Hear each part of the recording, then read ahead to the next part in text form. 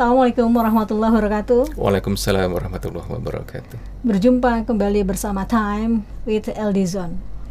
Pemirsa, kali ini kami akan membawakan sebuah materi yang mungkin sudah sangat familiar bagi pemirsa semua. Narasumber kami kali ini adalah seorang ustadz, seorang ilmuwan yang berprofesi macam-macam ini beliau. Kita kenalan dulu bersama Ustadz Emil Ahmad. Ya. Assalamualaikum warahmatullahi wabarakatuh. Waalaikumsalam warahmatullahi wabarakatuh. Ya Ustadz, dalam bulan Ramadan ini ya. Ini kita dalam menikmati Ramadan 2026 ini Ustadz. Nah, tentunya menikmati Ramadan ini dalam keluarga itu sangat membahagiakan. Benar nggak nih? Betul, Bu. Iya.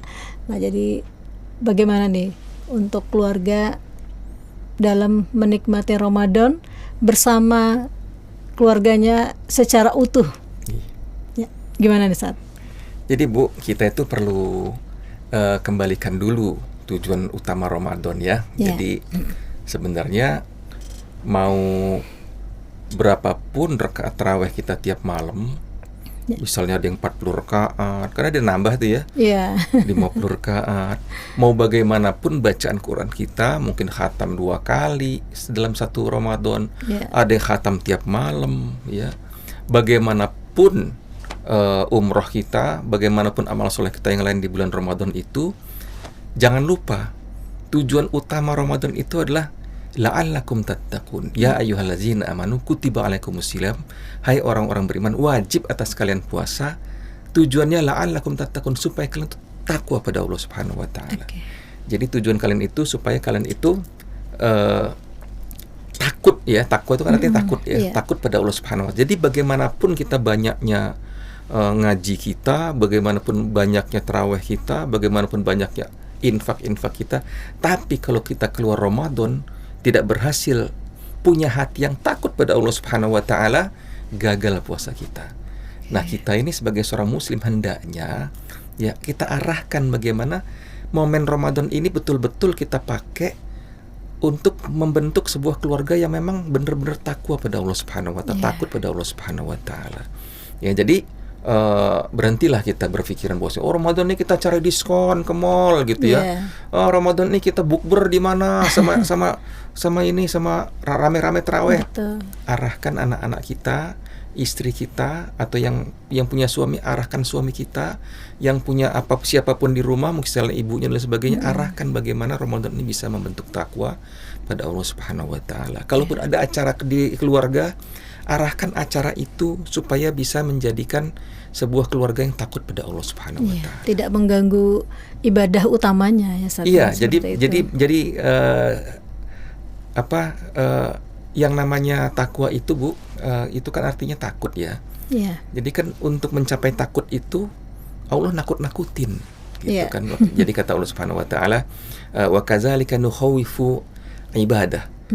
Demikianlah kami takut-takuti, kami ancam hamba-hambaku. Ya ibadi fattaqun, wahai hamba-hambaku, takutlah kepadaku. Tapi Bu, sudah takut-takuti gitu, kita kan gak takut juga, ya, lupa. Gak takut juga gitu. Saat itu takut terus lupa lagi. Makanya kata sahabat Nabi yang namanya Hanzalah, beliau kan datang ke rumahnya Abu Bakar Siddiq. Wahai Abu Bakar, Hanzalah munafik. Kata Abu Bakar, kenapa munafik? Aku ini kalau dekat dengan Nabi, dengar Nabi bicara, ibadah sama Nabi, seolah-olah aku bisa lihat surga depan mataku. Aku bisa lihat neraka depan mataku. Aku begitu rindu pada surga dan begitu takut sama neraka, katanya. Tapi begitu aku berinteraksi dengan istri, kita kembali dagang, kembali urusan duniawi, hilang semua itu. Akhirnya kata Abu Bakar, wah kalau gitu aku juga munafik, katanya. Yuk kita ke rumah Nabi. Sampai rumah Nabi dijelaskan seperti itu. Apa kata Nabi, wahai Hanzalah, seandainya kamu itu bisa terus seperti itu, ya maksudnya kondisi takwa seperti itu ya, niscaya kamu akan bisa bersalaman dengan malaikat. Walakin ya Hanzalah, saatan, ada saat-saatnya. Nah begitu ya, gitu. Jadi Cuman ya itulah, kadang-kadang kita bukan cuma saatan-saatan, bukan cuma saat-saat, betul-betul nggak takwa, betul-betul nggak takut. Nah jadi kenapa? Ternyata takwa ini ada penghalangnya, Bu. Ya, ada penghalangnya takwa ini. Sesuatu yang bikin tadinya takut jadi hilang. Apa itu? Itulah hawa nafsu. Hawa nafsu itu adalah keinginan dasar ya manusia itu ya. Keinginan dasar kita yang berguna untuk mempertahankan hidup kita, meningkatkan kualitasnya dan membuat kita nyaman. Nah jadi hawa nafsu ini kalau dikasih makan terus tiap hari, dikasih berbulan-bulan, akhirnya kan jadi tambah besar. Sehingga dia menguasai pemiliknya, mengendalikan pemiliknya. Nah ini kan harus dikerdilkan dia. Inilah mekanisme puasa, inilah yang mengerdilkannya. Itu ya, sebulan penuh ini yang mengerdilkan. Cuman kan begitu, Bu, kita ini kalau buka puasa kan malah lupa, malah hilaf. Semua hidangannya, semuanya hidangan, ya. Nabi sudah kasih contoh, bukan kasih contoh, sudah memerintahkan. Buka puasa itu pakai air sama kurma. Lah dari mana asalnya? Datang martabak, ya, datang es campur, datang kolak, datang serikaya, nasi padang komplit. Makanya saya pernah tantang, bukan pernah, sering tantang orang-orang di majelis taklim, Bu. Saya tantang tahun ini, ya. Ibu-ibu makan berapa kali sehari? 3 kali. Puasa berapa kali? 2 kali. Anggaran makan lebih besar mana? Puasa ketika puasa Ramadan atau ketika kita hari biasa? Ramadan, Ustaz. Bisa berkali lipat katanya. Kenapa bisa seperti itu? Artinya ada yang salah di situ. Ramadan bukan menjadi bulan untuk mengendalikan hawa nafsu, tapi untuk memuaskan hawa nafsu seluas-luasnya, belanja baju dan sebagainya. Tarawih paling-paling 1 minggu pertama itu penuh masjidnya, setelah itu semakin maju safnya, gitu. Semakin menipis safnya. Ya itulah dalam Ramadan ini kan sebetulnya memang bulan untuk kita ini melawan hawa nafsu, ya kan. Ya seperti tadi yang disampaikan, saat di bulan Ramadan jajanannya itu semua kepengen. Iya, Bu. Ya. Jadi nggak hanya perut aja yang lapar, tapi mata juga lapar. Aduh, Masya Allah itu ya. Ya memang, ya inilah salah satunya adalah Allah memberikan rezeki kepada siapapun selama di bulan Ramadan. Yaitu bulan Ramadan penuh barakah, maghfirah, ya kan? Bulan Quran. Ya semua kita sendiri yang bisa mengendalikan hawa nafsu itu tadi. Ya jadi saat ketakwaan di bulan Ramadan ini perlu kita pertahankan sampai setelah Ramadan dan selanjutnya. Ya, seperti itu. Betul. Nah, dalam rumah tangga tentunya kita berharap sekali mempunyai keluarga yang sakinah, mawadah, warahmah, agar ketakwaan ini tercapai. Betul. Ya kan? Nah, seandainya ada kekurangan satu pun dari sakinah kah atau mawadah kah yang kurang, ini bisa merusak nggak nih, Ustaz? Iya. Ya. Jadi gini, Bu, ya, yang namanya sakinah itu tidak otomatis datang ketika kita nikah. Ya. Jadi ada yang sudah pacaran lama kayaknya bakal sakinah nih gitu. Begitu nikah beribut terus berantem gitu ya. Ada yang kayaknya cuman ta'aruf sebentar ketika nikah, ya. Ternyata malah muncul sakinah mawaddah, tapi belum tentu juga. Ada yang ta'aruf sebentar tapi sampai dia berumah tangga kemudian malah dingin, ya, karena ternyata tidak timbullah cinta di situ. Itu bisa juga terjadi, Bu. Jadi sakinah ini mesti diusahakan. Gitu ya, mesti diusahakan, mesti ada interaksi yang baik untuk melahirkan sakinah ini di antara suami istri. Nah, ini kan berarti untuk pernikahan itu kan ada peraturan yang sudah pemerintah tetapkan, ya, Sat, ya. Untuk laki-laki sekarang 21 tahun, untuk perempuan 19 tahun. Ya karena untuk mencapai ya itu tadi kedewasaan. Benar nggak nih untuk secara teori atau prakteknya? Betul, Bu. Ya, itu betul. Cuma itu ya, ya. Jadi usia itu cuma salah satu sebenarnya ya. Banyak juga orang nikahnya sudah tua, tapi sudah tua-tua cuman sanggup bertahan 3-4 tahun cerai akhirnya ya. Betul. Nah, jadi sebenarnya apa selain usia ini? Usia ini sebenarnya ditetapkan pemerintah. Kenapa? Karena sistem kita memang tidak memungkinkan kita untuk nikah muda. Seperti kita ini kan sekarang sekolah. Dulu kan di zaman Nabi kan nggak ada sekolah. Ya kemudian kita butuh berbagai macam hal untuk untuk menguatkan fondasi-fondasi pra rumah tangga. Ya, itu tidak mungkin dicapai dengan usia yang sangat muda. Kemudian masalah kematangan mental untuk menghadapi kehidupan yang sangat kompleks sekarang ini tidak mungkin sepertinya untuk menikah dengan dalam usia muda. Cuman tidak hanya itu, Bu, ya. Jadi banyak hal-hal yang perlu dicapai untuk melahirkan rumah tangga yang ideal. Ya, yaitu pertama harus ada rasa cinta di situ. Iya, itu yang gitu paling utama. Iya, gitu. Iya, Kenapa betul. banyak orang nikah itu tidak cinta? Betul. Ya, Terpaksa. Bukan cuma terpaksa, Bu, karena idealisme. Iya. Misalnya nih, kan banyak sekarang nih kelompok-kelompok dakwah itu ta'aruf ya. Ta'aruf, ini punya si A punya ustadz, B punya ustadz, sama-sama ustadz. Oh, saya punya murid binaan nih. Ya sudah, kita pertemukan ta'aruf gitu. Tapi sebenarnya nggak cocok mereka ini. Betul. Cuman karena yang penting saya untuk niat ibadah. Ternyata begitu nyampe rumah tangga, Bu, ya nggak muncul cinta itu. Contoh seperti teman saya nih ya. Jadi dia saking percayanya ya, kalau istilah anak-anak dakwah itu saking sikohnya dia sama ustadznya itu. Iya. Jadi pokoknya udah, saya nggak usah ngelihat deh, nggak usah nazar. Oh, percaya deh. Iya, nggak usah nazar. Pokoknya yang penting saya ta'aruf aja, kan istilah pakai cadar waktu itu. Saya ta'aruf aja, ngobrol sebentar, khitbah, minggu depan nikah. Gitu dalam waktu singkat nih. Gitu. Itu kan teman saya ya. Saya bilang, hebat banget kamu ini ya gitu.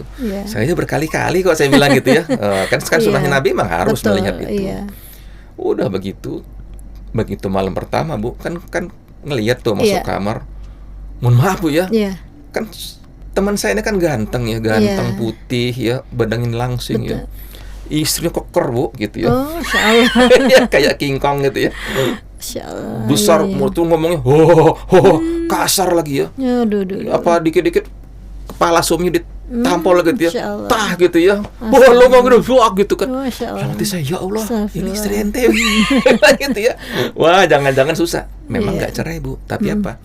Akhirnya teman saya ini jadi tidak terkendali, Bu, nikah terus. Gitu, cari yang karena kekecewaan tadi ya kan. Nggak tahu ya, Bu, dia bilang sih pokoknya udah tawakal aja semacam itu kata dia. Tapi kan prakteknya kan dia nikah terus.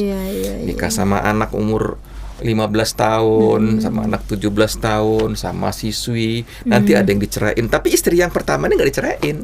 Gitu. Tapi dia kawin cerai begitu. Ya sekarang itu bukan sekarang ya, terakhir berapa tahun yang saya ketemu dalam kondisi istrinya 3. Tapi sebenarnya sudah dia ceraikan tuh sudah ada beberapa orang di sana itu. Itu kan untuk nazar itu ada ketentuannya juga kan, Sat? Iya, Bu. Ya, jadi ta'aruf ini juga kalau zamannya Rasulullah kan, jadi kita kan mencontohkan nih harusnya si calon perempuan ini harusnya dari ibunya laki-laki ini bisa berkenalan dulu dong dengan calon mempelai perempuan. Mekanismenya kan seperti itu. Mesti dipenuhi. Gitu. Tapi tetap harus dilihat. Gitu. Harus dilihat oleh si laki-laki ini juga, calon mempelai laki-laki. Betul. Itulah kan? artinya memang sangat penting untuk menumbuhkan cinta di situ. Itu. Jangan berarti sampai perlu ilmu juga. Kita harus punya ilmu. Ada persyaratan apa sih sebelum nikah ini? Betul, Bu. Panjang. Artinya memang tidak semudah itu untuk menumbuhkan cinta ya. Betul. Banyak yang pacaran 7 tahun, 8 tahun, begitu nikah hilang cintanya. Langsung, saya kan pernah lihat ya, ada keluarga saya pacaran 7 tahun ya. Kemudian sampai ketika dia nikah kok masing-masing gitu ya. Suami main HP, istrinya sibuk sama siapa, ya dan lain sebagainya. Jadi hambar, si cintanya kemana selama 7 tahun itu gitu ya. Artinya, Bu, itulah banyak orang-orang yang memang menikah dengan orang yang sebenarnya bukan merupakan pasangan ideal dia. Jadi idealnya itu begini, Bu ya. Idealnya itu pertama, panas itu harus sama dingin. Ya. Kalau panas sama panas itu jadi sahabat. Ya, misalnya sama-sama tukang debat, sahabat. Ya. Tapi kalau mau langgeng untuk suami istri itu panas harus sama dingin. Ya, makanya Putri Solo nikahnya mesti sama orang Batak misalnya gitu ya. Orang Palembang nikah sama orang Sunda. Itu cocok. Tapi kalau panas sama panas, Bu, nggak cocok ini ya. Introvert harus sama ekstrovert ya. Kalau sama-sama ekstrovert, sama-sama emosional, ribut, konflik terus. Tapi kalau sama-sama introvert, sama-sama dingin, ya hambar rumah tangganya. Sedangkan ciri keretakan rumah tangga itu 3. Rumah tangga hambar, Yang kedua konflik yang berlanjut. Yeah. Yang ketiga perceraian. Itulah ciri rumah tangga itu. Yeah. Itu yang pertama. Yang kedua, rumah tangga itu akan langgeng jika ada kesesuaian karakter. Ya, jadi karakter itu Bu, sebaiknya anak-anak level pertama, anak sulung ya, nikah dengan anak level terakhir, yang bawah gitu ya, supaya sifat mereka saling mengisi ya. Misalnya ada 4 anak ya, jadi anak pertama nikah dengan anak ketiga atau keempat, anak 2 juga 3 atau 4 ya. Kalau sama-sama anak pertama Bu, sama-sama ego ini ya, sama-sama kuat gitu ya, sama-sama sama-sama mandiri gitu ya. Jadi nggak ada yang manja-manja gitu ya. Akhirnya bisa hancur rumah tangganya itu. Ya. Berarti sebelumnya memang kita harus saling mengenal dulu ya. Iya Bu. Jadi mengenal yang terlalu lama juga tidak menjamin untuk langgeng ketika berumah tangga ya kan? Betul, seperti itu. Nah ini dalam hukum Islam baiknya bagaimana nih Ustaz untuk laki-laki dan perempuan ini saling mengenal hingga bisa mencapai jenjang rumah tangga ini sebaiknya, yang idealnya tadi. Ya agak susah ya Bu ya kita kalau kita mau bicara paparan ideal ya, karena sistem kita sudah seperti ini ya gitu. Dalam Islam itu kan sebenarnya kalau untuk pernikahan itu nggak kayak kita kan ketemu di kampus ya, ketemu di mana-mana, di kapal, ketemu di bis ya, ketemu di ojek ya. Kalau zaman dulu tidak seperti itu, akhirnya ya kita hanya bisa meminimalisir risiko itu ya, risiko perzinahan ya, risiko ikhtilat dan sebagainya. Makanya Bu, kita kalau untuk orang-orang yang sudah punya ilmu sebaiknya ya setelah ada rasa langsung ke orang tua ya. Kenapa? Itu adalah kewajiban orang tua ya. Adakanlah ya ta'aruf itu ya bersama dengan keluarganya dan sebagainya ya. Kemudian nazor ya, melihat ya, lihat yang benar. Yang pihak yang dilihatnya nggak boleh menyembunyikan. Betul. Ya. Jadi saya pernah punya klien juga. Jadi dia sama-sama kerja di rumah sakit nih Bu ya, di rumah sakit gitu. Yang satunya apoteker, yang satunya perawat. Yang perempuan apoteker. Jadi si calon suaminya ini datang ke rumah istrinya. Kan kalau kita lihat kan banyak kan laki-laki nazar ngelihat perempuan banyak menyembunyikan aibnya gitu ya. Dadanya rata tapi pakai ganjel di sini. Maaf ya Bu ya gitu. Atau mukanya ada cacat. Ada yang pakai bedaknya tebel ya. Giginya ompong semua, dia mingkem terus begini ya. Nah, jadi ini laki-lakinya. Jadi ke rumah saya Ustadz, dia pakai baju koko katanya. Kemudian ketemu orang tua saya cium tangan. Kemudian tiap-tiap ngomong itu pasti diselipkan dengan kosa-kosa kata Islami. Apa kosa kata Islami? Itu dikit subhanallah, atau alhamdulillah, masya Allah, la haula wala quwwata illa billah. Nah gitu Bu, gitu ya. Nah jadi ibu kenapa sekarang? Ternyata Ustadz dia ini katanya kan pecandu narkoba katanya. Kemudian dia juga suka main tangan sama istri. Udah kemudian utangnya di mana-mana. KDRT ya, jarang pulang ke rumah dan sebagainya. Jadi udah gitu saya yang bikin kesangsem orang tua saya begitu pas waktu sholat 5 menit sebelum itu dia sudah ke masjid duluan, karena masjidnya nggak ada nggak ada muazinnya, dia azan duluan. Wah, bikin orang tua saya kelepak-kelepak. Nah itu Bu makanya ya nggak boleh seperti itu gitu ya. Kalau kita nazar, ungkapkan yang jujur. Apa kekurangan kita, saya punya misalnya ayan ya, ungkapkan ayan. Kalau kemudian dia nolak, dia janganlah, kalau ayan saya nggak mau, atau saya asma aja, ya sudah, ya qadarullah itu. Ya, tapi dia nggak boleh seperti itu. Daripada hancur di belakangan kan bisa dianggap penipuan. Ya banyak hal yang terjadi saat ini ya. Nah dalam keutuhan rumah tangga ini kan perlunya kerjasama antara suami dan istri ya kan. Ya tentunya juga bersama dalam mendidik anak nih Zat.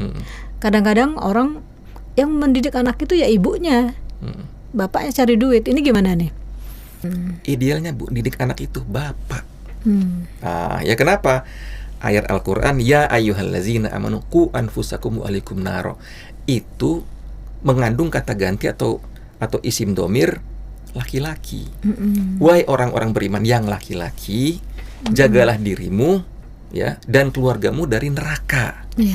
Gitu. Jadi asal muasalnya itu adalah pria, laki-laki. Iya, laki-laki. Jadi bagaimanapun juga, meskipun ibu dimandatkan, karena memang dalam Islam itu Nabi pernah berkata bahwa istri baik itu adalah dia mengemban amanah-amanah suaminya, termasuk mungkin karena dia sibuk kerja, tolong ya didik anak saya, begini loh caranya begini. Tapi dia nggak boleh marah kalau kemudian terjadi hal-hal yang di luar dari ekspektasi dia.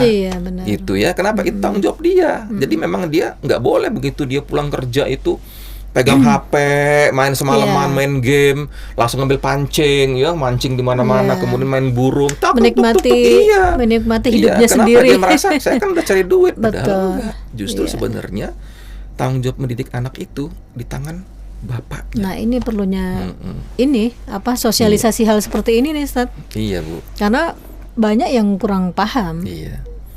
Bahkan mungkin tidak tahu bahwa mendidik anak ini adalah utamanya itu bapak. Iya, betul. Seperti itu. Tanggung jawab utamanya adalah bapak. Iya. Gitu. Nah, dalam pelaksanaannya, ya kan, hari-hari untuk mempertahankan keutuhan rumah tangga ini, mungkin ada trik yang bisa di-sharing untuk pemirsa nih, Ustaz. Pertama ya rumah tangga ideal ya Bu ya. Tanggung jawab istri ya, suami-suami gitu. Cuman begitulah saya bilang tadi, kita ini hidup dalam sistem yang memang tidak ideal ya. Kita tidak hidup dalam sistem Islami. Kita benar masyarakat Muslim. Muslim kita terbanyak di dunia. Ya kalau kemarin kan Pakistan menang nih. Cuman sekarang sudah kalah nih sama kita, sudah banyak sekali kita ini. Nah sekarang itu kita susah untuk hidup dalam kondisi ideal Bu. Makanya yuk kita modifikasi supaya jangan terlalu jauh-jauh amat lah. Yang pertama Bu, memang kita perlu membentuk rumah tangga ideal ya. Meletakkan semua tanggung jawab itu ada di pundak suami dan istri ya. Istri punya tanggung jawab, suami pun punya tanggung jawab. Betul. Tanggung jawab suami itu nafkah.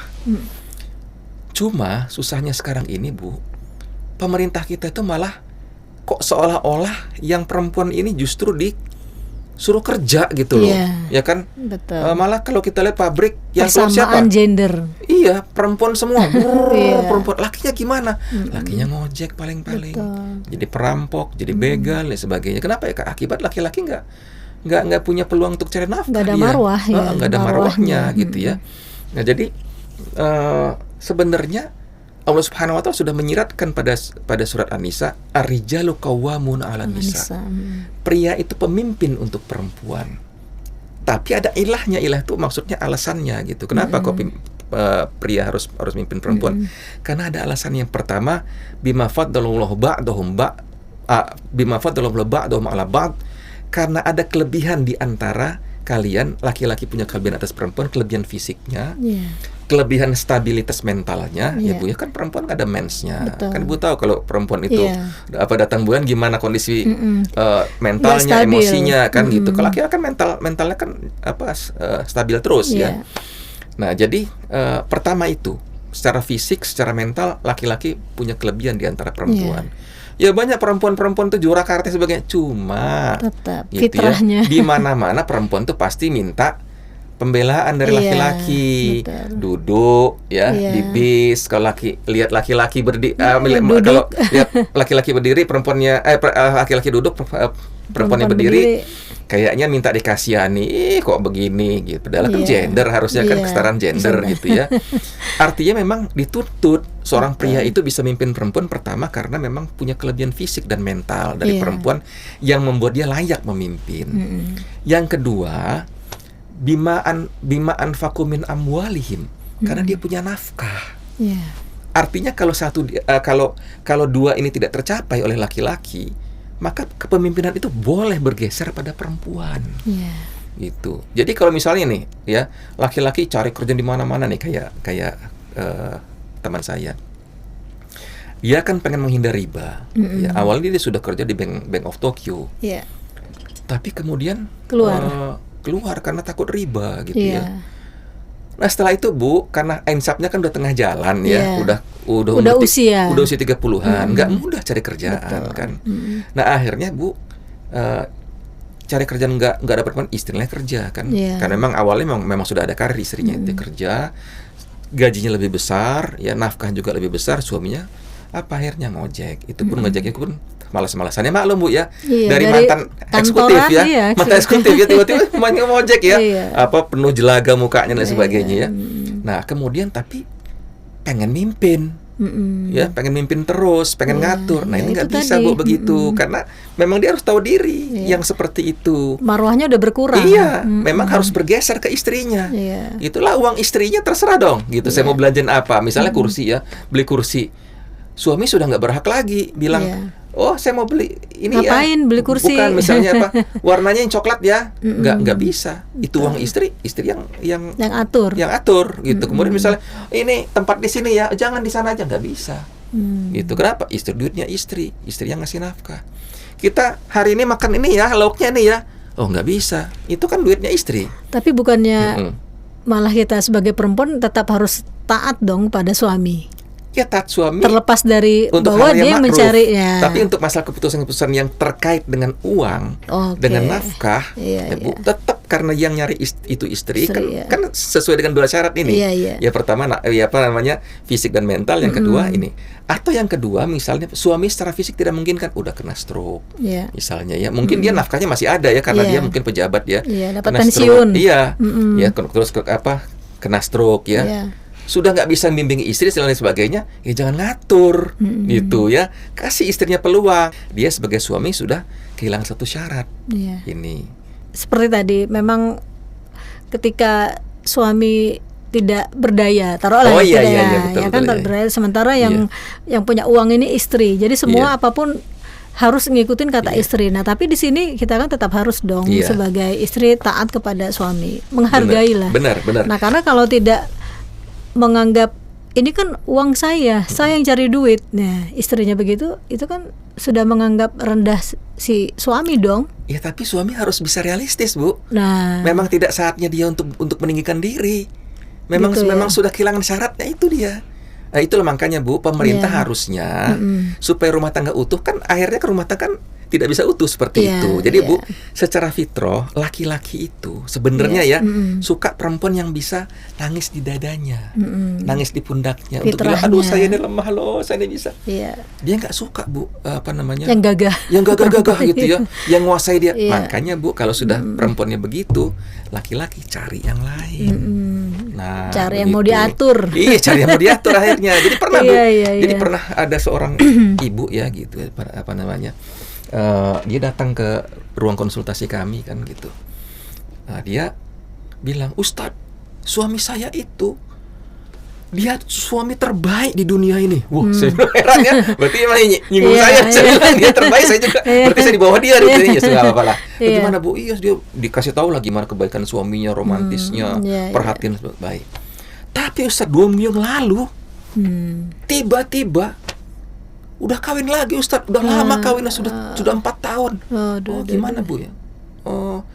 Padahal selama ini dia selalu tertib, pulang ke rumah tertib, ya berangkat kantor selalu jam 6 pagi, ya kemudian pulang kantor itu selalu jam 8 malam, nggak pernah kemana-mana.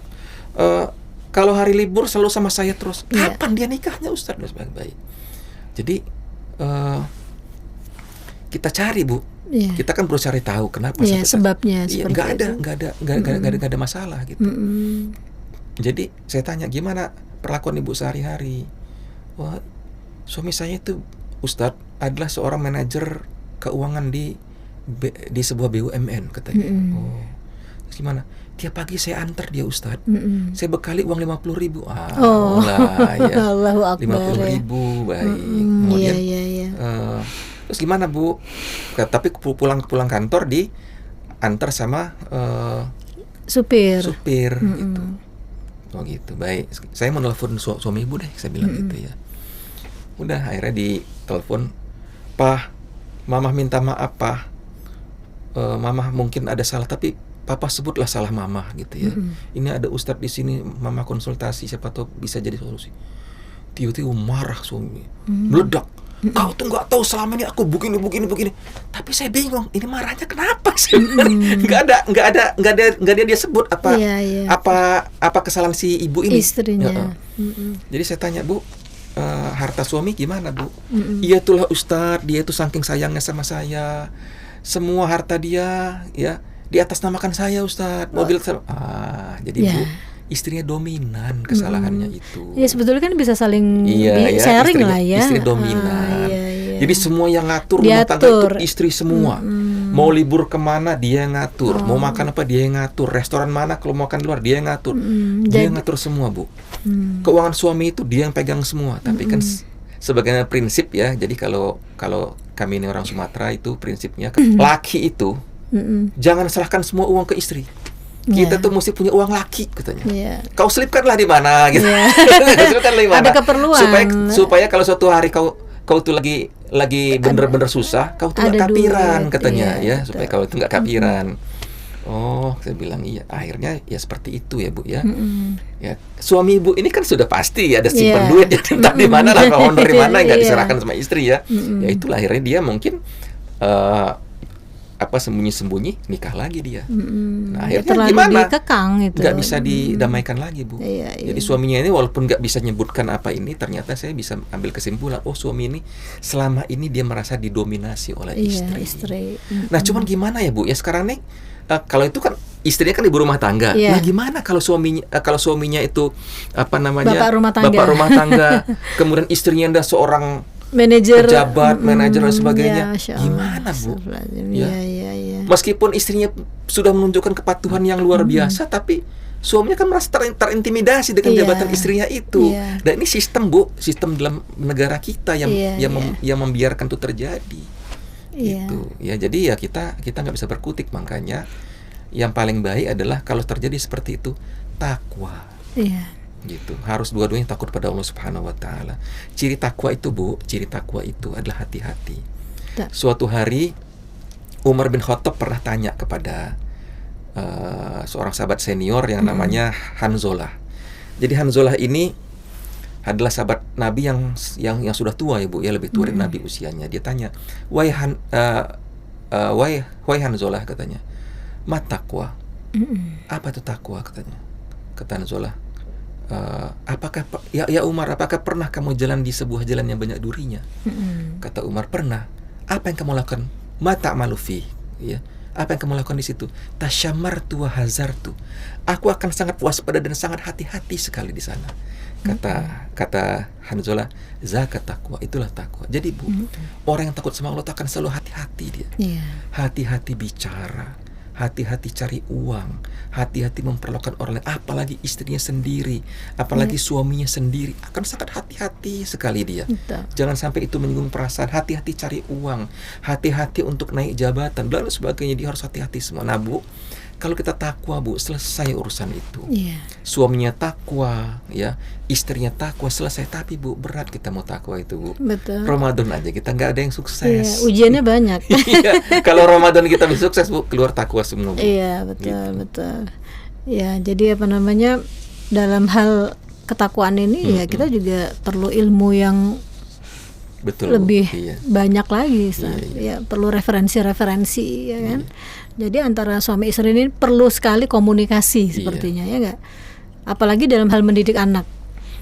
Dengan kondisi sekarang pun mendidik anak-anak nggak gampang dengan zaman seperti ini. Semuanya teknologi yang canggih, media sosial ya.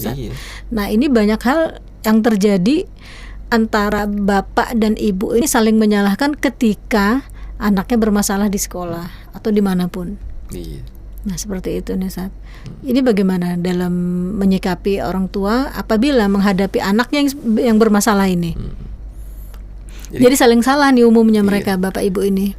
Ya Bu, kalau mau saling salah harusnya bapaknya disalahkan. Saya kalau ada apa-apa sama anak saya yang merasa gagal. Gitu. Saya nggak nyalahkan istri. Saya bilang cukup Umi sudah didik anak dengan baik. Saya yang salah. Dia bilang, memang pasti ada kesalahan kita Ibu. Walaupun saya ustadz, ahli pendidikan anak, tapi tetap saya punya salah juga. Saya selalu salahkan diri saya sendiri ya. Cuma ya kalau terjadi saling salah seperti itu ya kan kita kan nggak tahu sih. Kan sistem seperti ini pun nggak punya pengetahuan ya, pendidikan itu harusnya di tangan seperti siapa ya akhirnya kan saling salah. Nah Bu, ini mungkin terjadi karena masing-masing punya kepribadian yang toksik. Ya, mungkin sama-sama mungkin lingkungan juga ya. Iya, lingkungan juga ya, tapi kan ujungnya kan membentuk kepribadian orang ya. Pertama dia punya kepribadian yang toksik. Mungkin sama-sama emosional. Ya, mungkin sama-sama atau salah satunya punya NPD dia ya gitu. Narsis, nggak mau disalahin. Kan ciri-ciri orang narsis itu kan nggak mau terima salah dia. Ya, atau dia mungkin juga karena dia mungkin ngerasa sebagai seorang ilmuwan, ya mungkin dia seorang pendidik, seorang ustadz, gak mau disalahin, saya kan udah bener dan sebagainya. Ya. Atau yang ketiga dia terlalu pede, ya dia nggak mau minta pendapat orang lain gitu. Kan kita ini nggak teriklim konsultasi kita ini Bu ya. Nggak apa-apa lah. Yang penting hancur, yang penting saya nggak ngomong ke orang lain. Gitu. Jadi banyak Bu itu faktor-faktornya. Nah kalau seperti itu Bu, memang sudah seharusnya ada mediasi. Ya harus ada mediasi. Kenapa? Karena sudah punya sifat seperti itu, NPD atau emosional atau merasa tinggi hati, ya nggak bisa didamaikan Bu. Ya makanya itu butuh orang. Makanya itulah Islam juga dalam Al-Quran diajarkan bahwasanya memang kita harus ngambil hakaman. Jadi hakim dari pihak istri, hakim dari pihak perempuan. Dari pihak laki. Ya, atau setidaknya dia seorang mediator yang profesional di situ, yang dia paham ilmunya. Gitu kan. Kalau saling salah menyalahkan itu bisa sampai berujung pada perceraian. Banyak hal yang terjadi seperti ini, banyak sekali nih Ustaz. Nah, kemudian dalam mempertahankan keutuhan rumah tangga ini, ya kan perlunya antara suami, istri, anak ini kan saling menguatkan. Mereka bersama selalu dalam suka dan duka tentunya. Ini akan lebih kuat nih biasanya Ustaz. Ya kan?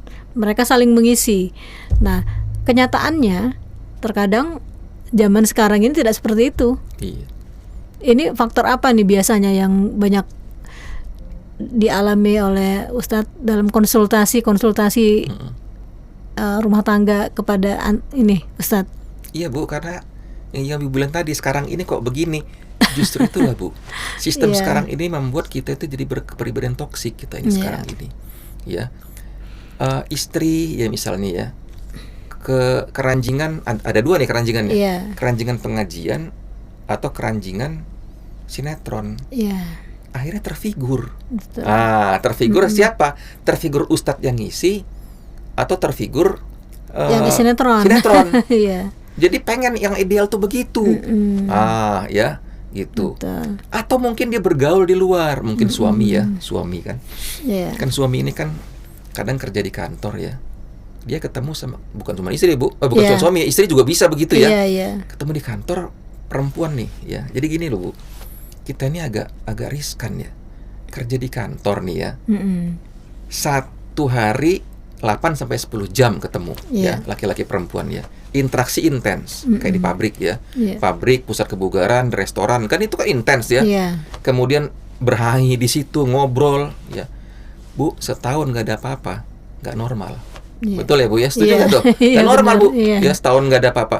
Apalagi Bu, dia enak ngobrol. Nah, merasa nyaman. Membandingkanlah sama yang punya dia di rumah.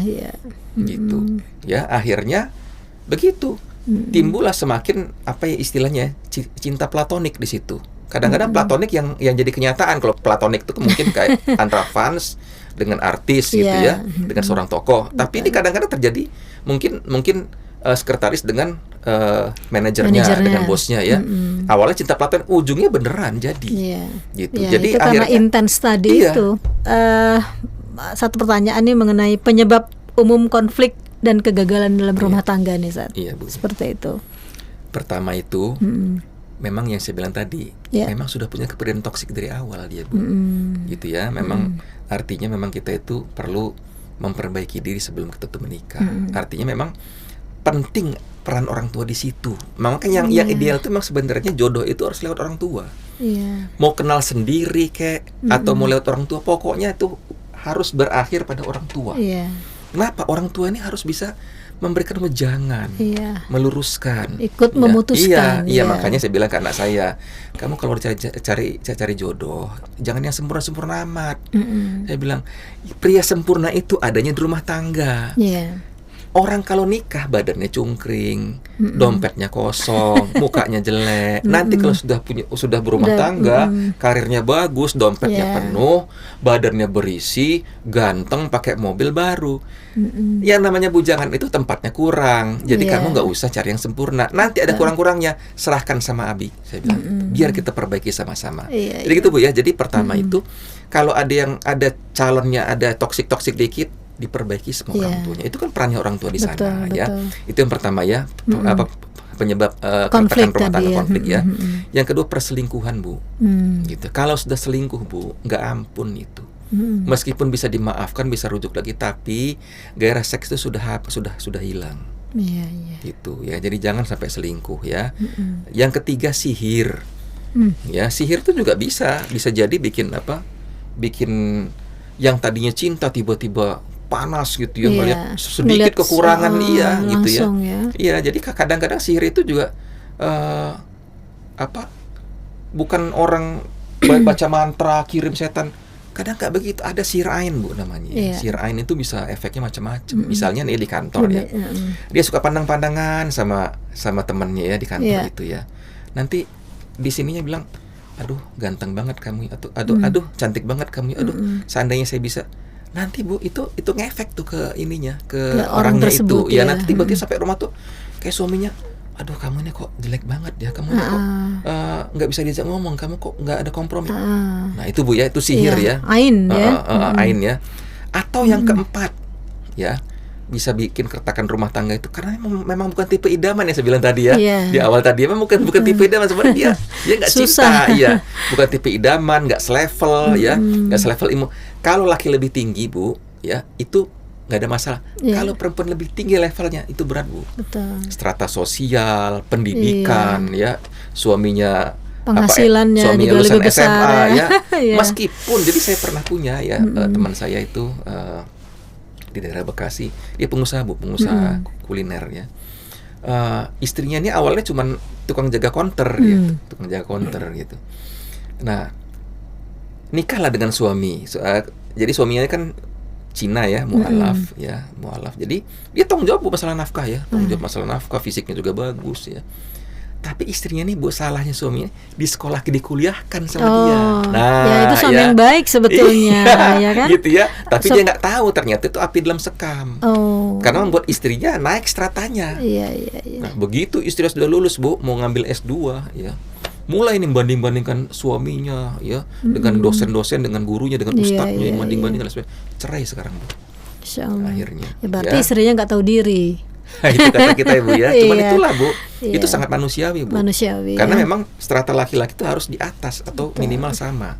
Ya jarang lah Bu ada laki-laki, ada perempuan itu dari kalangan bangsawan ya, suami orang tuanya pejabat, nikah sama supir ojek, ada Bu, tapi jarang bisa langgeng. Umumnya negeri dongeng. Atau ya selanjutnya mungkin ya karena seks yang buruk. Gitu ya Bu, seks yang buruk. Kadang-kadang sebenarnya nggak ada hubungan sama seks ya Bu, yang diomongin tuh, yang dikonflikin tuh ya. Tapi sebenarnya asalnya dari situ.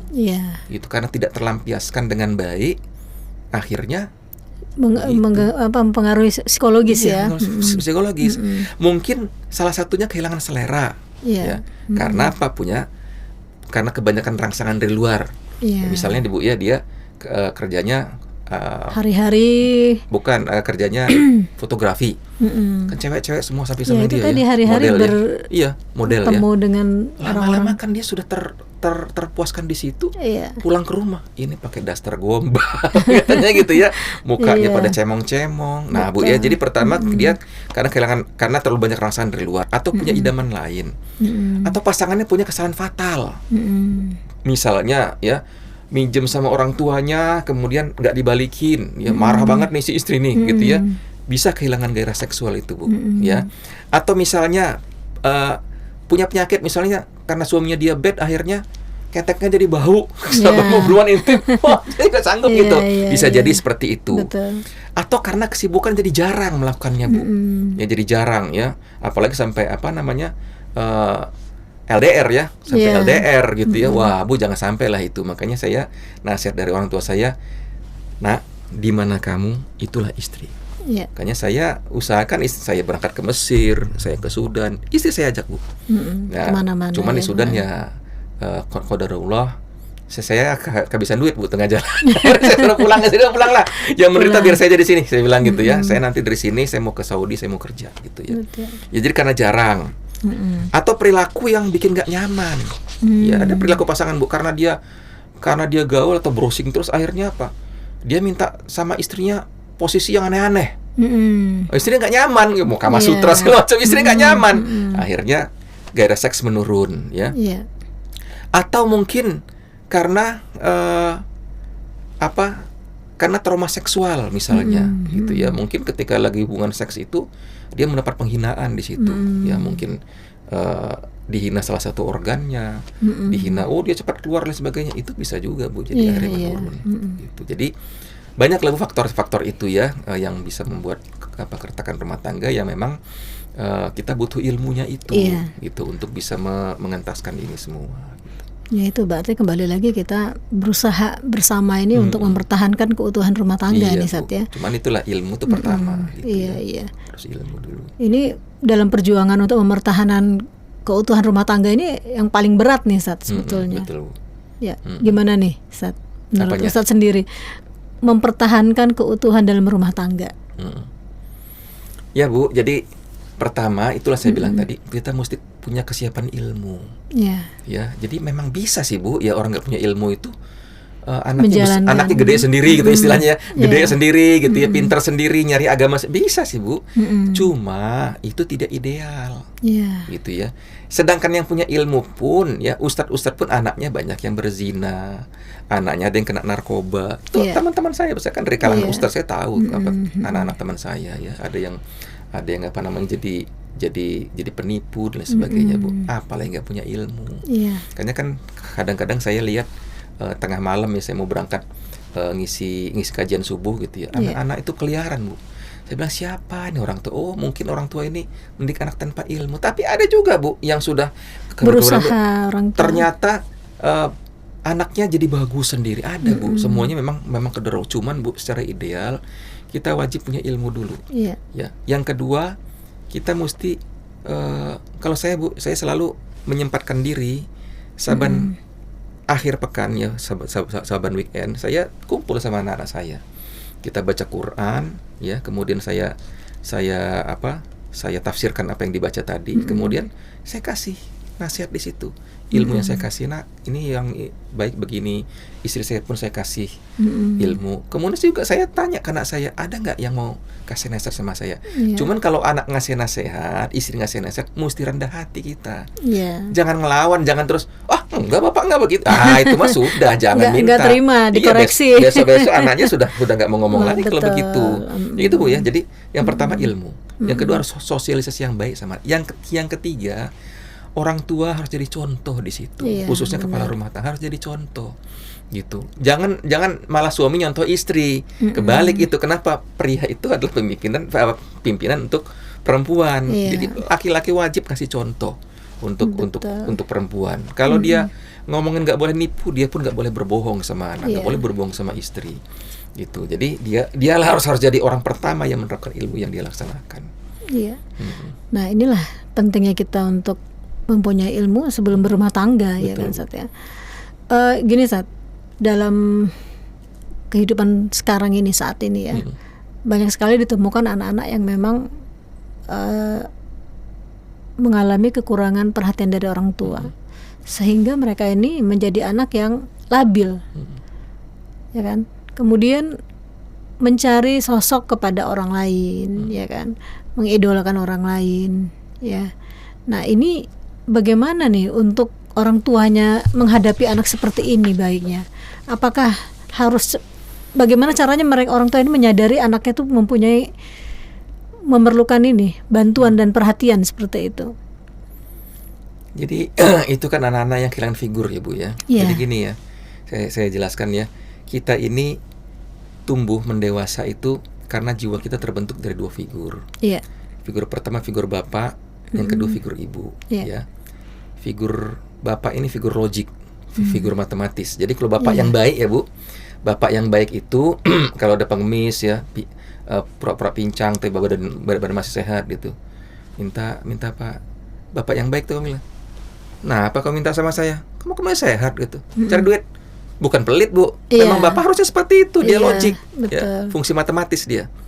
Kalau ibu, dia adalah fungsi emosional, fungsi kasih sayang, ya. Makanya ibu-ibu walaupun pura-pura pincang dia tahu, kasih aja, buka dompet kasih.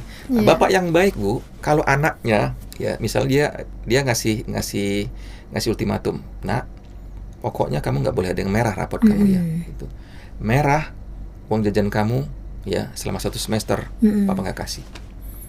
Begitu anaknya dapat merah, mau merengek-rengek minta ampun dan sebagainya, tetap nggak dikasih. Itu bapak yang baik Bu. Dia logik, ya. Dia adalah penegak aturan. Tapi kalau ibu, awas ya kamu merah, nanti Bu nggak kasih jajan, tetap dikasih. Tetap dikasih. Nah Bu, anak yang kehilangan figur bapak ini, ya, mungkin akibat perceraian, akibat rumah tangganya nggak sehat, konflik terus, ya, atau ibu-ibu itu banyak Bu, ibu-ibu itu memprovokasi anak tuh benci bapaknya. Iya, benar. Jadi kalau ibu-ibu itu punya masalah sama bapaknya sama suaminya, anak dipanggil atau dia masuk kamar anak cerita curhat, dijelajah bapaknya. Bu, anak sepertinya akan kehilangan figur bapaknya. Betul. Maka dari Islam itu Bu, ya, ada yang namanya musibah yatim.